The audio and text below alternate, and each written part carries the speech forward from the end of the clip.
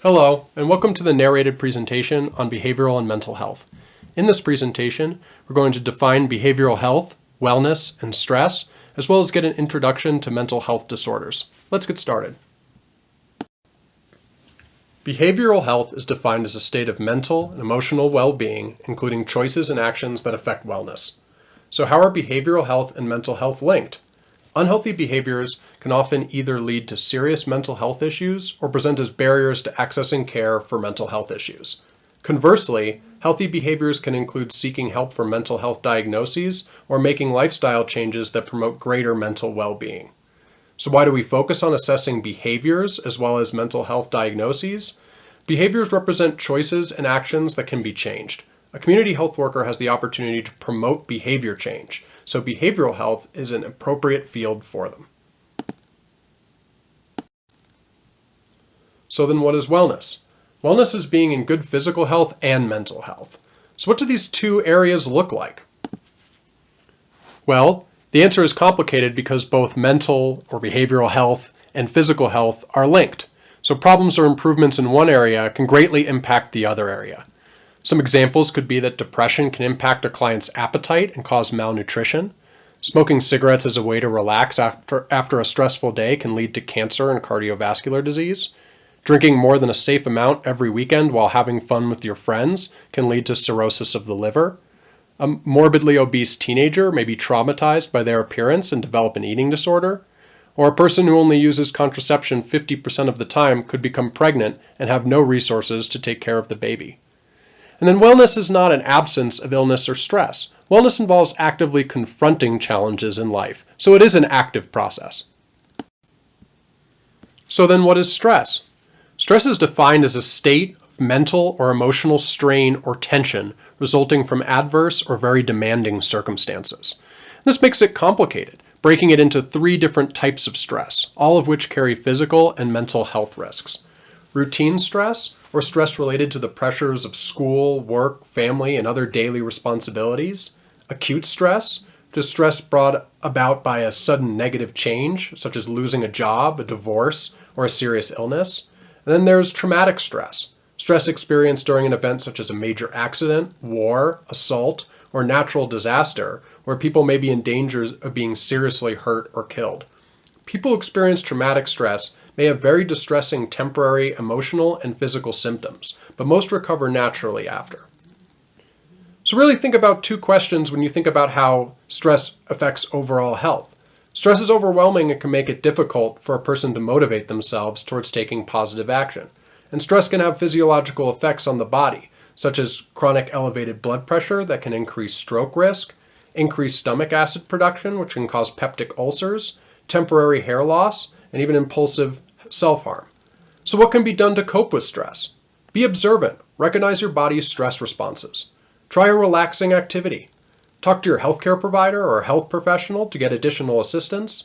Get regular exercise. Set goals and priorities.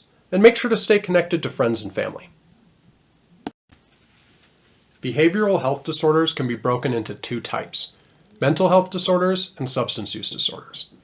Behavioral health disorders are common, serious, sometimes life-threatening, and persistent challenges to people, but are treatable. So I want you to think of that from the perspective of a community health worker. A community health worker's impact can represent life-saving interventions. That impact may not be as immediate as when a firefighter pulls someone out of a burning building, but over a longer period of time, working with clients to help them to cut back on drinking, lower their body mass index, quit smoking, seek mental health treatment services, and get connected with primary care can absolutely have the impact of saving a life. As mentioned before, behavioral health disorders are a common cause of disability in the USA. About 1/3 of adults in a given year may struggle with a behavioral health disorder. Behavioral health disorders get in the way of daily functioning, including relationships, jobs, school, taking care of one's own health or one's family. What other things can you think of? Half of all lifetime cases of mental and substance use disorders begin by age 14, and 3/4 by age 24. Several decades of evidence consistently suggest that as many as 90% of individuals who complete suicide experience a mental or substance use disorder, or both.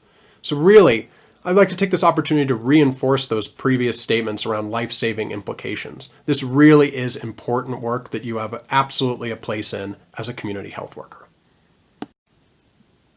Next, we're going to dive a little deeper into specifically mental health disorders. So thinking about being mentally healthy, how well does one handle stress, relate to others, manage emotions, make decisions, or understand themselves and surroundings? Take personal inventory of these questions for a minute.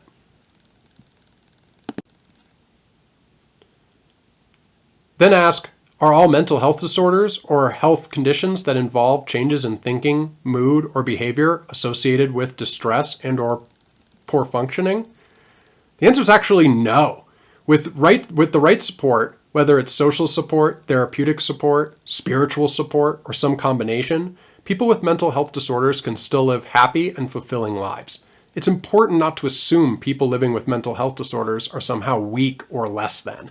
It's part of our job as community health workers to help change that perception and smash that stigma. That being said, it's also important to understand that not everyone has access to resources or responds well to treatment for their mental health disorder. It cannot be understated that this is a challenging field where we celebrate small successes because they may be rare. Having realistic expectations about your ability to effectively support clients who are in distress or poor functioning, even with treatment and support, is essential for your own self-care. Think about mental health myths and facts. Do you think that mental health problems affect everyone is a myth or a fact? It's a fact. With 18% of adults having some level of impairing mental health disorder in the past year, the chances that someone in your family or a friend or an acquaintance or even someone you interact with at the grocery store is going to have a mental health disorder is very high. So helping individuals with mental health problems is extremely important because you can imagine the ripple effect those connections have in your community.